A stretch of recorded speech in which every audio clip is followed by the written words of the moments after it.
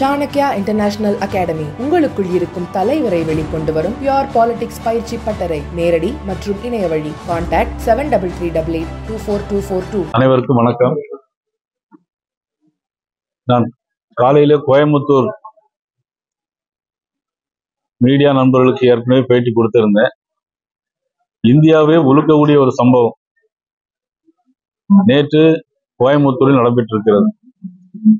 Coimbatore government polytechnic பின்னாடி airport பின்னால ஒரு மைதானம் போல ஒரு இடம் இருக்கு.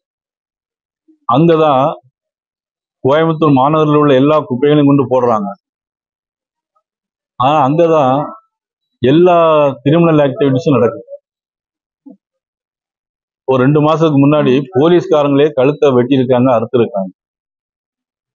அதன் பிறகும் தமிழக காவல்துறை, முதலமைச்சர், கோயம்புத்தூர் காவலர்களுக்கு எந்த விதமான உத்தரவும் பிறப்பிக்கவில்லை. நேற்று ஒரு மிக மிக ஒரு மோசமான ஒரு சம்பவம். ஒரு பெண்ணை கடத்தி கொண்டு 3 பேர் பாலியல் பலாத்காரம் பண்ணியிருக்கிறாங்க.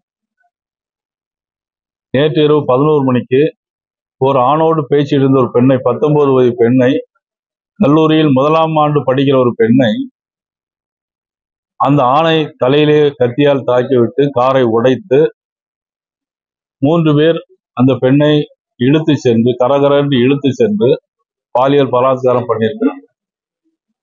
ஆனா 11 மணிக்கு 11:30 மணிக்கெல்லாம் போலீஸ் அந்த பக்கம் வந்து எல்லா இடத்துலயும் தேடி இருக்காங்க, யாரையும் கண்டுபிடிக்க முடியல. ஆனா அதிகாலை 4 மணிக்கு அந்த பெண் நிர்வாணமாக வெளியே வர முடியாமல் நிர்வாணமாக ஏற்கனவே அடிபட்டு கிடந்த அந்த அவருடைய நண்பரை அதிலிருந்து போன் எடுத்து, அதுக்கு பிறகு போலீஸ்ல போன் பண்ணி வந்து அவர்களை எடுத்து ஆஸ்பத்திரியில் தனியார் மருத்துவமனையில் சேர்த்து, பிறகு அரசாங்க மருத்துவமனையில் இப்பொழுது சேர்த்து இருக்கிறார்கள். அவர் அந்த ஆணுக்கு வந்து தலையில் அடிபட்டு 28 இடங்களில் தையல் போடப்பட்டிருக்கிறது. அவரை முருகானந்த் அவர்கள் நேரடியாகவே பார்த்துட்டு வந்தாங்க. கண்ணு முழிக்க முடியவில்லை, ஆனால் பேசுகிறார். இவ்வளவு ஒரு மோசமான சூழ்நிலை தமிழ்நாட்டில் நடந்து வந்து கொண்டிருக்கிறது சொன்னால் இது சட்டம் ஒழுங்கு சரியில்லை. போதைப் பொருள் கடத்தல், கஞ்சா, பெத்தமைட்டின் போன்ற அபின் போன்ற பல்வேறு போதைப் பொருட்கள் கோயம்புத்தூர் மட்டுமல்ல தமிழ்நாடு முழுவதும் நடைபெற்றுக் கொண்டிருக்கிறது. இதே முதலமைச்சர் கண்டுகொள்ளவில்லை என்பதுதான் பாரதிய ஜனதா கட்சியினுடைய குற்றச்சாட்டு. இது திமுக ஆட்சி ஏற்பட்ட பிறகு 18,200 பாலியல் பலாத்காரம் நடந்தது. 18,200 பாலியல் பலாத்காரம். குழந்தைகளுக்கு எதிரான குற்றங்கள் 15%,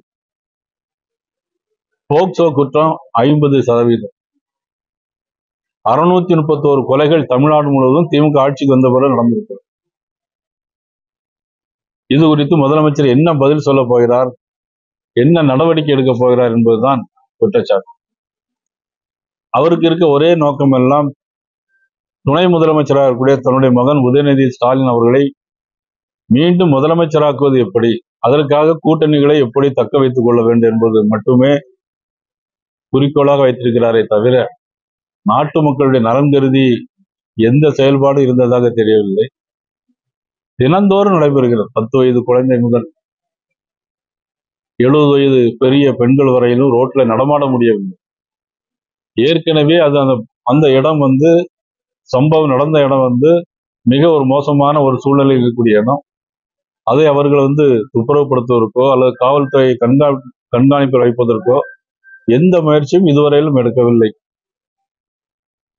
இந்த மாதிரி ஒரு சூழ்நிலையில் தான் இன்னைக்கு தமிழ்நாடு தள்ளப்பட்டிருக்கு.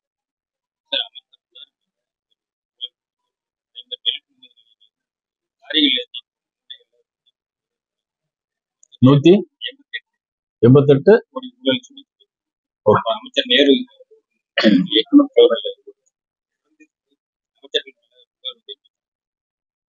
உள்ளாட்சித்துறையில் 888 கோடி ரூபாய்க்கு பணி நியமன ஊழல் நடந்திருக்கிறதாக செய்தி வந்திருக்கிறது.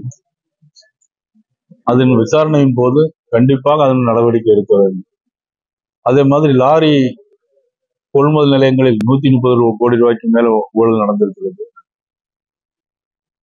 அதிலும் குறிப்பாக தமிழக மக்கள் ஜூன் மாசம் 1ஆம் தேதி நடுவை ஆரம்பித்து விட்டது. செப்டம்பர் 5ஆம் தேதி அறுவடை செய்யணும். அறுவடை செய்த நெல்லை கொள்முதல் செய்யணும். கொள்முதல் செய்வதற்கு கொள்முதல் நிலையங்கள் இங்க எங்கேயுமே கிடையாது. எல்லாம் தனியார் கொள்முதல் நிலையங்கள் தான். மத்திய அரசு கட்டி கொடுக்கப்பட்ட கொள்முதல் நிலையங்கள் ஒரு 6 கொள்முதல் நிலையங்கள். அதுதான் விவசாயிகள் சார்பாக எங்களுடைய மாநில விவசாய தலைவர் ஜி.கே. நாகராஜன் கூட போராட்டம் நடத்த வேண்டும் என்று கேட்டிருந்தார். தஞ்சாவூர்ல கொள்முதல் செய்யப்பட்ட நெல்லை கொண்டு செல்வதற்கு லாரிகள் உரிமையாளர்கள் ஸ்ட்ரைக் பண்றாங்க. அவங்களுக்கு பணம் கொடுக்கப்படலை. ஒட்டுமொத்தமா தமிழ்நாடு முழுவதும் ஒரு தனியாருக்கு கொடுத்திருப்பதாக சொல்றாங்க. இதெல்லாம் தமிழ்நாட்டு மக்கள் மீது எந்த அக்கறையும் இல்லாத அரசாக பாரதிய ஜனதா கட்சி அவர்களை குற்றச்சாட்டு.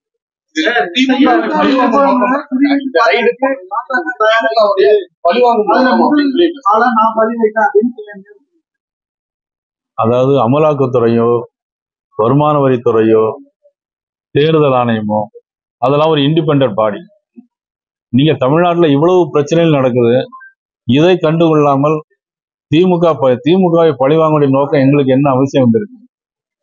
பொதுவாக அரசாங்கம் 5 ஆண்டு காலம் அரசாங்கம் மக்கள் அவங்களுக்கு அனுமதி கொடுத்திருக்கிறாங்க.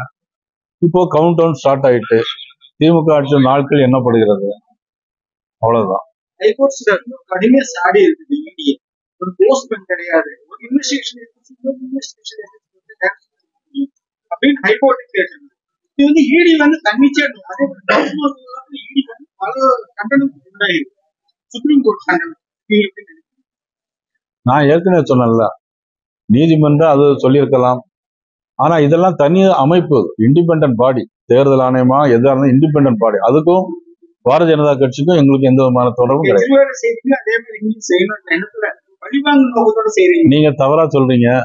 கெஜ்ரிவாலுக்கும் எங்களுக்கும் எந்த விதமான தொடர்பும் கிடையாது. அது இண்டிபெண்டன்ட் பாடி, அவங்களுடைய நடவடிக்கை எடுத்திருக்காங்க. நாளைக்கு நீங்க உங்களுக்கு சம்மந்தப்பட்டீங்கன்னா உங்களுக்கு கூட வரலாம்.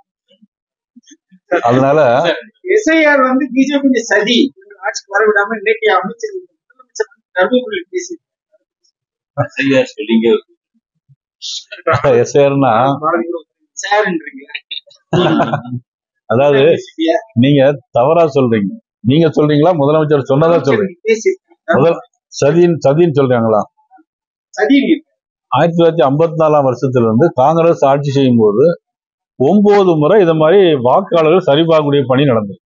இது ஏதோ புதுசா கேள்வி கேட்கிற மாதிரி நீங்களும் அதை கேள்வி கேட்கறீங்க. 9 முறை வாக்காளர் இருக்கிறார்களா இல்லையா, இதை வந்து வாக்கெடுப்பு இல்ல, வாக்காளர் சரிபார்ப்பது புதிதா இல்ல ஏற்கனவே நடந்திருக்கா?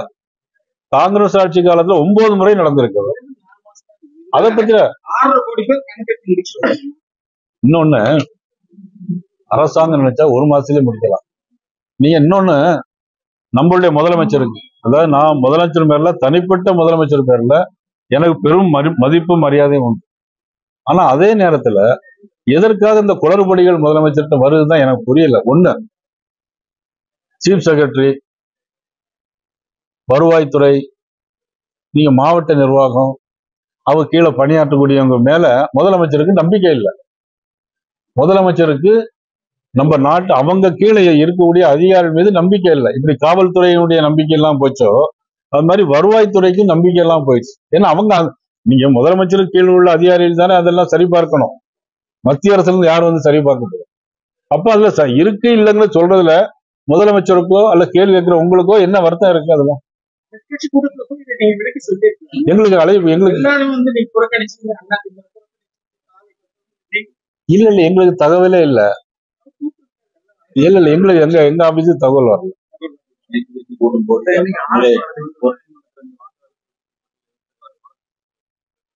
அவங்க எல்லாத்துக்கும் வழக்கு போட்டுட்டே தானே இருக்காங்க. வழக்கு போடாத விஷயத்துல இருக்காங்க. நீ உச்ச நீதிமன்றம் வந்து அவனுடைய கருத்தை சொல்லட்டும், அவ்வளவுதானே.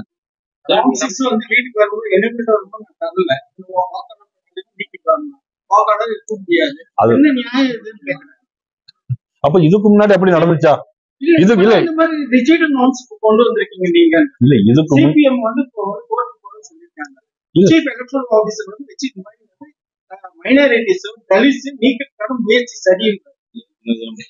இது நம்ப முடியாத ஒரு குற்றச்சாட்டு. 50 லட்சம் பேர் நீக்கிட்டீங்க. அது 30 லட்சம் பேர் இறந்து போனாங்க, செத்தே போயிட்டாங்களே. இல்ல செத்து போனவங்களுக்கு வாக்குரிமை கொடுக்கணும்னு சொல்றீங்களா? எத்தனை பேர் எடுத்துட்டீங்க?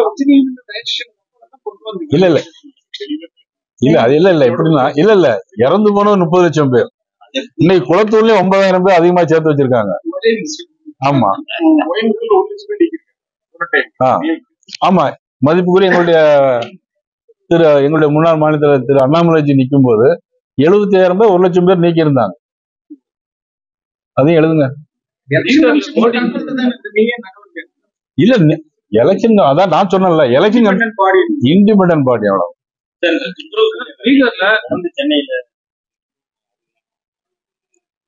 சார் அதாவது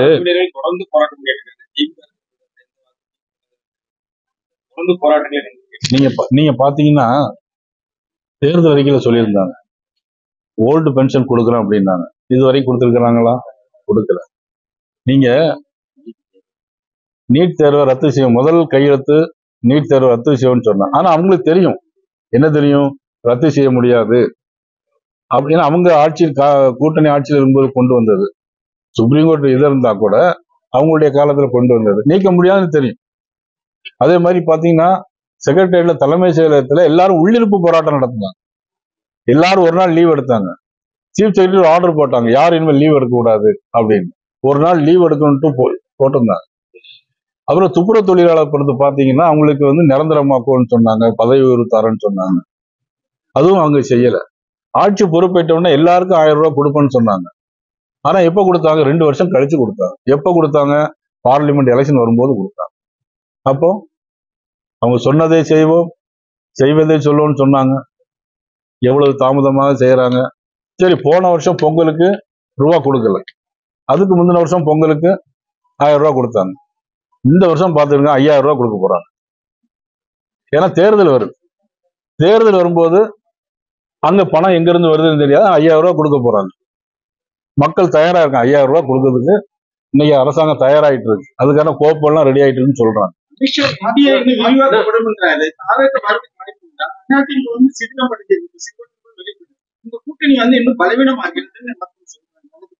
நீங்க சொல்லுங்க.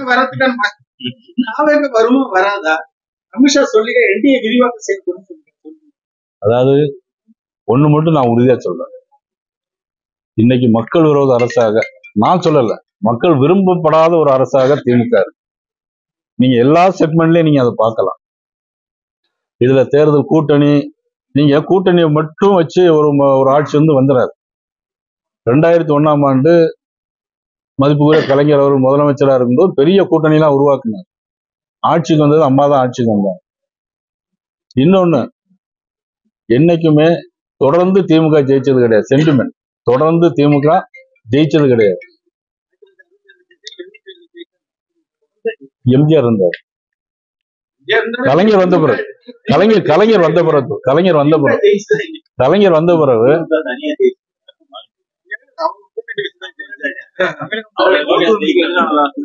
எப்படிங்க?